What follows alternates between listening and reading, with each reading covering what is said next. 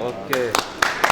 La production de ces deux usines inaugurées ce mardi 14 juin 2022, notamment de combustibles issus des huiles usées et des tuyaux qui viennent s'ajouter sur celles de recyclage de batteries, vont permettre à la RDC d'épargner quelques milliards de dollars sur les 7 milliards que le pays gaspille lors des importations, a précisé le ministre de l'Industrie au Congo démocratique, Julien Paluku Kahongya, qui s'est réjoui tout de même de l'implantation de ces unités de production au pays, qui va non seulement mettre fin à la dépendance de l'extérieur de certaines matières premières aux entreprises minières, mais elles contribueront également à la création de 600 emplois au profit des Congolais. Par la même occasion, Julien Paluku a invité les investisseurs nationaux et expatriés à donner plus de la valeur aux matières premières congolaises dans toutes les filières afin de concrétiser le vœu du président de la République, Félix-Antoine Tshisekedi Tshilombo, qui veut faire du Congo-Kinshasa pays solution de développement de l'Afrique et du monde. C'est un message que je lance aux autres compatriotes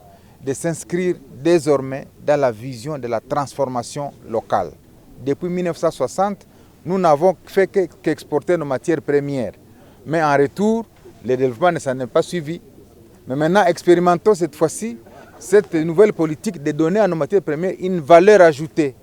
pour que nous créions des emplois chez nous, nous créions des richesses chez nous et que nous permettions au gouvernement de se satisfaire de cette nouvelle politique. Faisant d'une pierre deux coups, le ministre national de l'Industrie, accompagné par le vice-gouverneur du Haut-Katanga, Jean-Claude Kamfwa-Kimimba, en présence de quelques membres du gouvernement provincial, a posé la première pierre de construction de l'usine de fabrication de câbles électriques en cuivre et en aluminium pour répondre aux besoins de la population et entreprises du Grand Katanga, usine qui sera prête d'ici décembre 2022, à en croire les responsables de la dite usine.